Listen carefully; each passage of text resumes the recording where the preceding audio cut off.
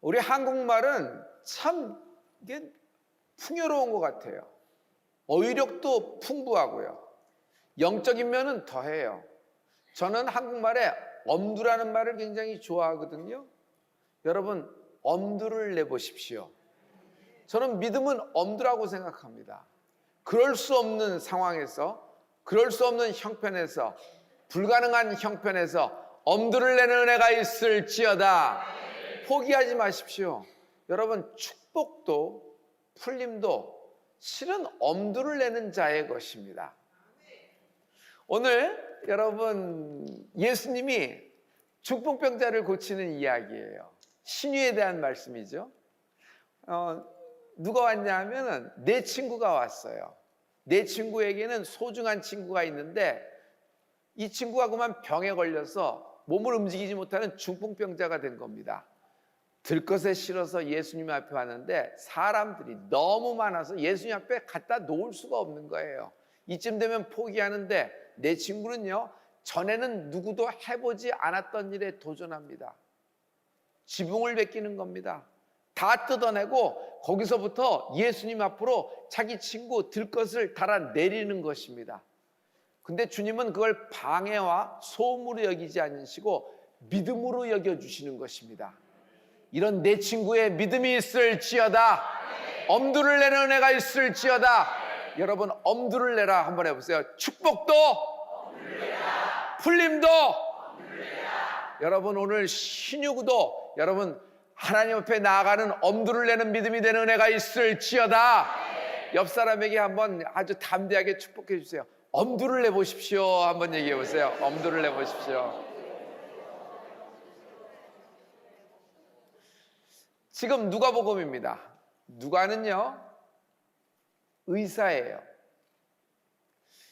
그는 의사이기 때문에 그 환자가 딱 왔을 때 외적인 증상이 딱 눈에 보여요. 그것에 의해서 진단이 내려지고 빠른 정확한 병명이 나왔습니다. 중풍병. 저 사람은 중풍병자. 주님이 신유의 능력이 있는데 의사인 자기도 사람을 고치잖아요. 그는 메디컬입니다. 그러나 예수님은 힐링, 예수님은 신유의 능력이 있다. 그래서 그의 본문의 오늘의 시작에 보면 병 고치는 능력이 예수님과 함께 있더라 하면서 신유에 집중하고 예수님은 어떻게 저 환자를 일으키나 굉장히 유심하게 주목하고 그렇게 보는 것입니다. 그러나 누가의 생각을 확 뒤집어 버리는 거예요. 어떤 방법, 어떤 말씀으로 고치나 그걸 기록하고 아주 귀가 쫑긋해졌는데 웬걸? 예수님은 그 중풍병자의 중풍병을 상대하지 않고 도리어 그 환자에게, 그 중풍병자에게 죄사함을 받았느니라. 죄사함을 얘기하고 있어요. 예수님이 죄사함에 대한 얘기를 하자 문제가 발생합니다. 그 옆에 있던 바리새인과 서기관들이 잡았다, 꼬투리를 잡았다, 아닌 게 아니라 하나 덮어 씌울 것을 생각하고 있는데 저가 누구인데 사람이 사람은 어떻게 죄를 사할 수 있느냐, 이건 하나님 외에 할 수 없는 것을 저가 아는도다. 이건 잡혔다는 거예요. 예수님이 몰랐을까요? 다 알았어요. 그렇지만 주님은 그 중풍병자의 죄를 사해 주십니다. 예수님은 상관치도 않아요.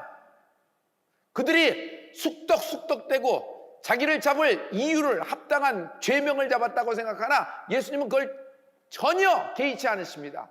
그리고 뒤이어, 속죄의 뒤이어 신유를 행하십니다. 내 침상을 들고 걸어가라 하니 그대로 되니라. 오늘 그대로 되는 은혜가 있을지어다. 예수님은 질병 하나만을 본 것이 아니라 여러분 죄를 다루고 계세요. 지금 이 케이스는요, 많은 신유의 케이스 중에 하나로 보시면 안 됩니다. 그냥 주님 앞에 내 친구가 지붕을 뜯고 하나 내렸는데 중풍병자가 왔다, 그래서 중풍병자를 이렇게 고쳤다 하는 에피소드 중에 하나가 아니에요. 의사인 누가는 이것을 통해서 고치는 방법을 재발견하는 것이 아닙니다. 의사인 누가는 이것을 통해서 예수님을 재발견하게 된다.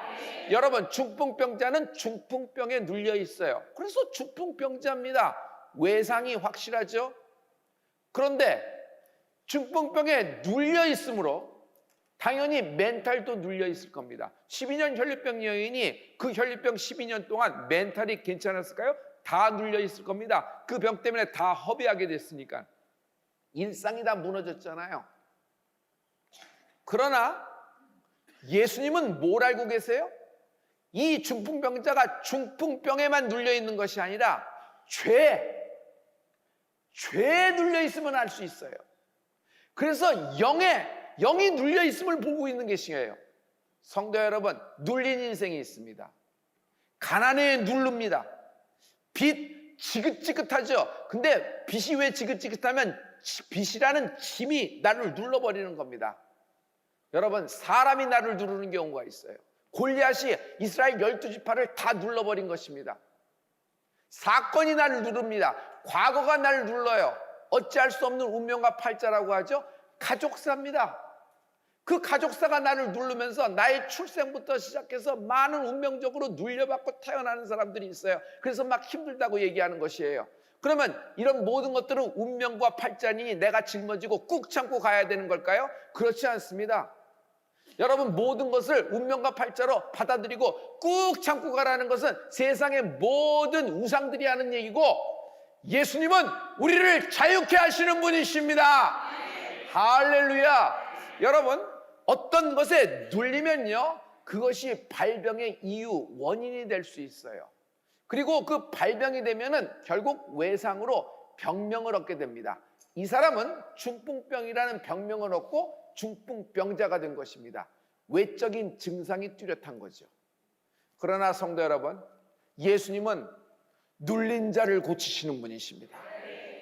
여러분의 오늘 눌려진 문제들, 어떤 그냥 갑자기 배신당한 것, 그리고 과거에 또한 가난, 여러분 실패, 갑자기 코로나 상황에 쑥 들어오면서 모든 것이 준비돼서 모든 것을 투자해서 모든 것을 세팅되고 모든 오다도 받고 여기서 생산 라인도 만들고 모든 사람도 다 뽑아놓고 계약도 하고 다 됐는데 그냥 나라와 나라가 다 닫혀버렸어요. 개인과 개인이 다 닫혀버렸어요. 기업이 옴짝달싹도 못합니다. 2개월만 견디면 되겠지, 1분기만 견디면 되겠지, 그러면서 계속 막아내는 겁니다. 그러나 어느 대표들, 여러분, 그렇게 막아내는 걸 무한정할 수 있을까요? 이렇게 길 줄 누가 알았을까요?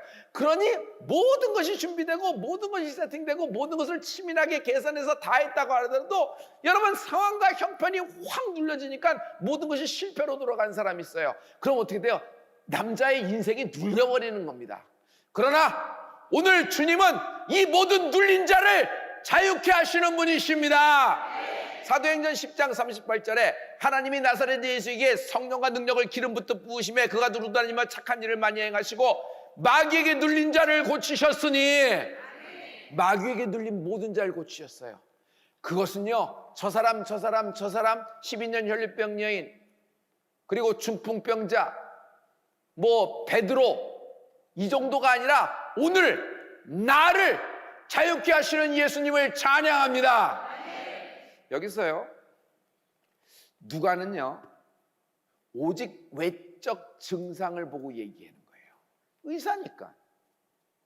또 좋은 의사는 외적 증상 너머에 환자의 마음, 멘탈의 상황까지 보는 것이 있습니다.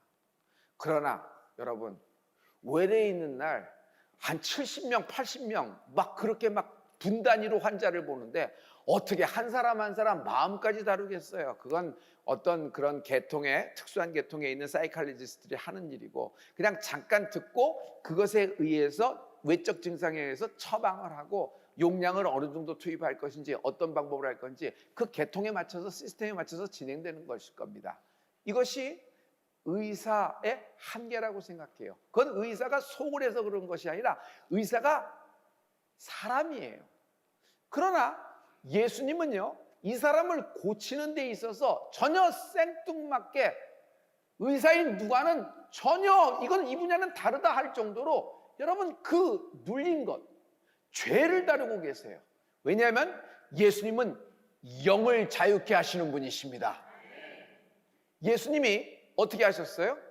지금 이 환자의, 중풍병자의 신유와 함께 속죄를 함께 다루는 것을 볼 수 있어요. 요한삼서 2절은 우리가 즐겨 암송하는 말씀인데 여기에 모든 것이 다 달려 있거든요. 여러분, 사랑하는 자에게 하나님이 역사하십니다. 다 같이 사랑하는 자여, 내 영혼이 잘됨같이 내가 범사에 잘되고 강건하기를 내가 간구하노라. 여러분의 영혼이 잘 되길 축복합니다. 여러분의 육이 강건하기를 축복합니다. 여러분의 마음이 건강하기를 축복합니다. 하나님은 모든 분야에 하나님의 치유를 역사하고 계시는 분이십니다. 자, 이 중풍병자 죄를 다루고 계시죠? 죄. 우리가 예수 믿기 전에 예수를 알지 못하기 때문에, 예수님을 알지 못하기 때문에 뭐 여러 가지 죄를 지을 수 있어요. 그 당시는 그게 죄인지 몰랐습니다. 그리고 회개하면서 하나님께 나오죠. 또 한 가지도 있어요. 이런 것. 빛 가운데서 지은 죄도 있다. 빛 가운데서 지은 죄도 있다. 한국말에 이런 의미가 잘 전달되면 좋겠습니다. 알고 있어요. 모르는 거 아닙니다. 그러나 탐욕이 커져버렸어. 나도 인지하고 있습니다. 그러나 그 순간 내 마음이 더 커져버렸어요. 탐심. 그때 그 순간 불타올랐어요. 정욕. 그때 그 순간 내 이기심이 더 나를 휘몰아쳤어요. 나도 모르게 그렇게 돼버렸어요. 그러나 그 모든 것들은 빛 가운데 지은 죄입니다. 이거 이상도 굉장히 많이 열거할 수 있죠. 그런데 중요한 것은 뭐예요? 예수 믿기 전에 죄와 또 빛 가운데 지은 죄라고 할지라도 오늘 사람이 아닌, 오늘 고행과 내 노력과 수고가 아닌, 오늘 예수님께 나와 주의 보혈을 의지할 때 주님은 눈과 같이 이게 아니라 예수님의 보혈은 이것을 다 지워주시고 망각해버리는 하나님을 찬양합니다. 예수 믿으면 좋아요. 왜 좋아요? 예수 믿으면 난 예수님이 좋아요. 예수님은 내 과거를 묻지 않으세요. 한번 지워진 것에 도무지 기억하지 않으시는 하나님을 찬양합니다. 할렐루야. 그러므로 여러분과 나는 주의 보혈로 용서받았습니다. 여러분, 의학과 하나님의 신유를 좀 구분할 필요가 있습니다. 우리는 믿음이 있으면 의학의 힘을 빌리거나 약을 먹거나 병원에 가는 것을 조금 불편해하는 사람도 있는 것 같은데, 뭐 존중을 합니다만, 여러분, 나는 의학도 자연 법칙 안에서 하나님이 우리에게 주신 선물 중에 하나라고 생각합니다. 여러분, 메디칼의 혜택을 잘 받기를 축복합니다. 왜냐하면 메디칼은요, 모든 사람에게 주는 하나님의 은총이에요. 심지어 예수 믿지 않더라도 여러분, 의학, 의술의 혜택을 받아요, 안 받아요? 다 받아요. 그러나 신유는 다릅니다. 의학이 일반 은총이라고 한다면 하나님의 힐링, 신유라고 하는 것은요, 특별 은총이에요. 왜 특별하냐면 특별한 사람에게만 베푸는 하나님의 은총이란 말이에요. 하나님의 이 특별한 늦은 비와 이른 비의 축복이 임하는 은혜가 있을지어다. 오직 믿는 사람에게만 역사돼요. 이것은 오직 그 말씀을 하나님의 말씀으로 믿는 자에게만 나타나는 하나님의 신비한 하나님의 능력이란 말이에요.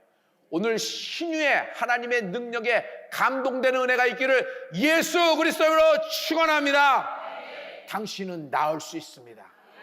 당신의 인생은 중풍병자의 인생이 바뀐 것처럼 당신의 인생도 뒤집어질 수가 있습니다. 할렐루야! 할렐루야! 결국 하나님은 여러분, 나를 위하여 모든 형편과 상황을 컨트롤하고 다스리고 심지어 조종까지 하고 계세요. 어떤 때는요, 나를 위해서, 나의 인생을 위해서 한 나라와 한 제도와 한 법까지도 뜯어 고쳐가면서 나를 역사하시는 하나님을 찬양합니다. 여러분, 나라와 나라 간의 관계가 있어요. 그런데 하나님이 이거를 형편을 조종하시는 거예요. 우주의 역사가 있어요.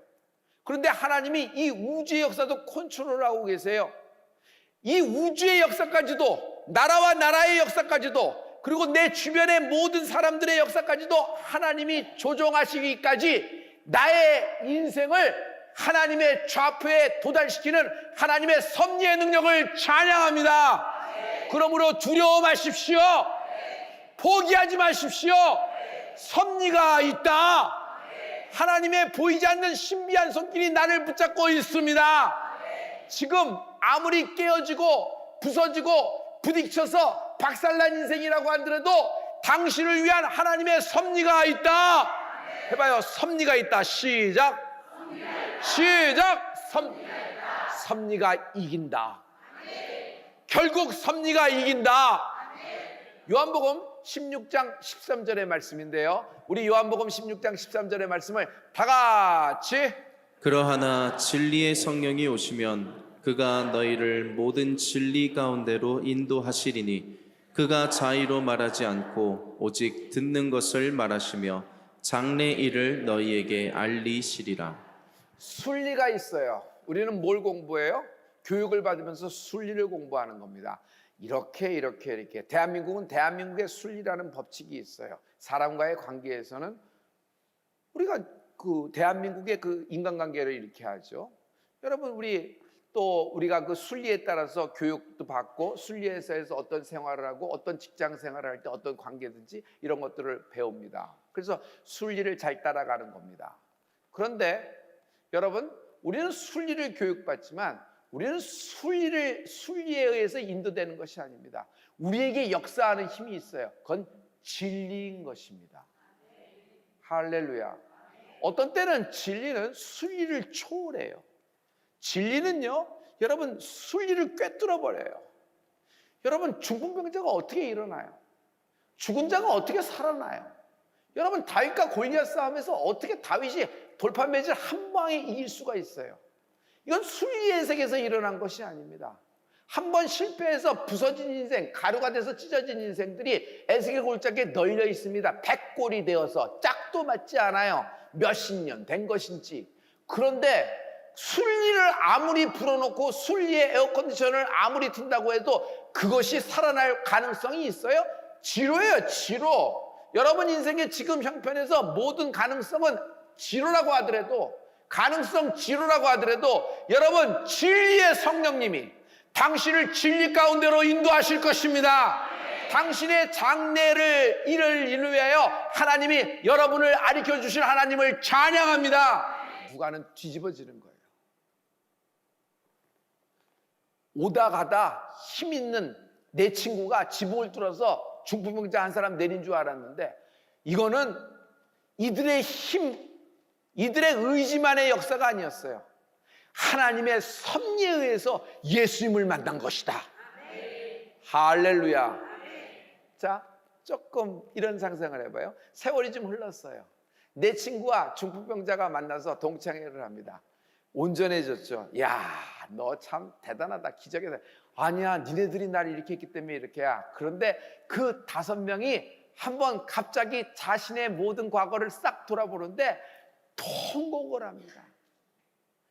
자기들이 잘해서 기와도 벗겨내고 친구도 내리고 의리 이렇게 하면서 친구 우정하고 했지만은 결국 자기들이 그렇게 엄두를 냈던 것도, 또 중풍병자를 지붕을 뜯고 내린 것도, 그 모든 것에는 보이지 않는 하나님의 역사가 있는데 그것이 섭리였다는 걸 알게 되는 거예요. 할렐루야. 그러므로 이 기록을 하고 있는 누가는 의사잖아요. 이 사건을 통해서 중풍병자가 낳은 신유의 한 꼭지가 아니다. 이건 우연이 아니야. 어떻게 얻어 걸린 케이스 중에 하나가 아니라 하나님의 기이한 도우심이 이 사건 속에 있다는 걸 알게 되는 거예요. 그 하나님의 기이한 도우심이 뭔지 아세요? 섭리라고 하는 거예요. 하나님의 기이한 도우심이 있다. 섭리가 있다. 여러분, 기이한 도우심이 있다 해보실래요? 하나님의 섭리가 있다. 하나님의 섭리가 있다. 옆 사람에게 믿음으로 선포해 주세요. 기이한 도우심이 있습니다. 섭리가 있다.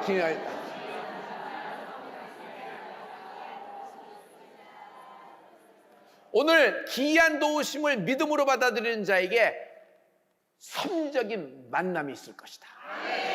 섭리적인 만남이 있을 것이다. 누가는요 신유로 시작했어요. 의사다워요. 병을 받거든요. 그런데 주님은 신유만이 아니라 속죄를 다루고 계시잖아요.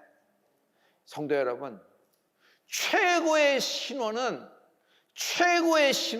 속죄다. 여러분, 가난해서 다 망했습니다. 근데 돈을 다시 얻어서 다시 부자가 된 것이 신혼.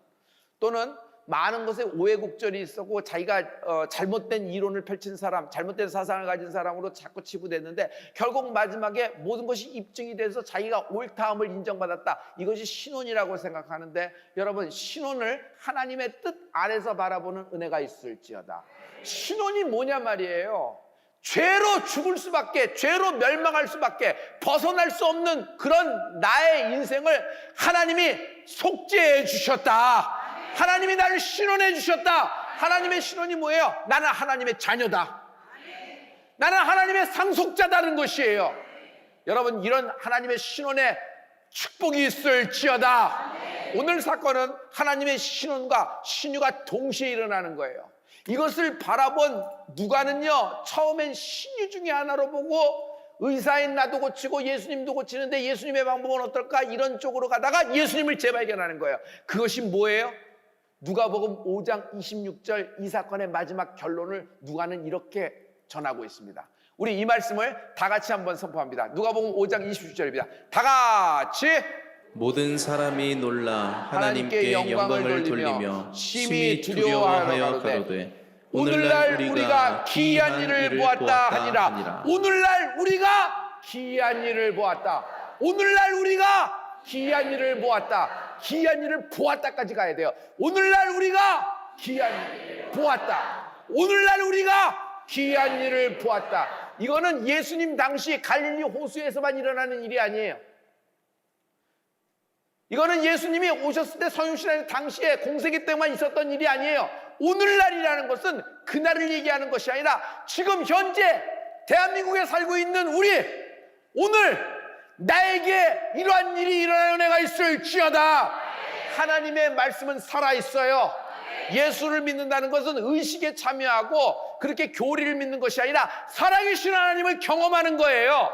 하나님은 살아계십니다. 그러므로 이런 기이한 일이 많으니라. 이 귀한 일에 증인되는 은혜가 있을지어다. 여러분, 우리가 볼 수 있습니다. 만질 수 있습니다.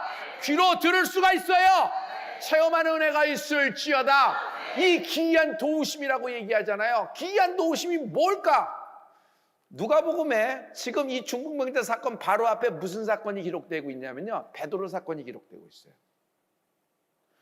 베드로가 빈배예요. 그물도 빈 그물이 됐어요. 밤새도록 하는데. 근데 주님이 찾아오셔서 베드로를 제자로 픽업하시는, 캐스팅하는 장면이거든요. 그래서 물고기를 많이 잡았다는 얘기입니다. 그런데 이상한 행동을 합니다. 베드로는 갑자기 배도 그물도 잡은 물고기도 아랑곳하지 않고 예수님의 발 아래 엎드려서 주여 나는 죄인이오니 나를 떠나소서 얘기해요. 왜 갑자기 죄인, 왜 갑자기 죄에 대한 얘기를 하나? 여러분, 여기서 베드로에게 뭐가 일어났어요? 신원, 하나님의 속죄가 일어난 것입니다. 할렐루야. 그러므로 누구든지 예수님을 만날 때 가장 큰 풀림은 하나님으로부터 용서받는 것입니다. 해봐요. 나는 용서받았다. 시작. 너 어저께도 그 생각하고 어저께도 그렇게 했는데 너 뭘 용서받았다고 하는 거야? 그냥 입으로 용서받았다 그러면 용서가 되는 거야? 내가 나사렛 예수님의 하느니 이 마귀의 소리가 끊어질지어다. 주홍같이 붉을지라도 하나님은 주의 보혈로 눈과 같이 이게 해주셨습니다. 난 이 하나님이 좋아요. 난 이 하나님이 너무 좋아. 그래서 좋아서 하는 거예요. 여러분, 이 좋으신 예수님, 나의 인생의 죄짐, 어떻게 해결할 수 없는 그 무거운 어두운 그 쓴뿌리에서 나오는 그 모든 내적인 어떤 증상들을 뿌리채 뽑아서 주의 보혈로 밖으로 쏟아부어 주신 예수님을 찬양합니다. 할렐루야. 여러분에게 귀한 도우심이 있을 겁니다. 존경하는 성도 여러분, 신유와 신원이 동시에 연동되어 일어나는 은혜가 있을지어다.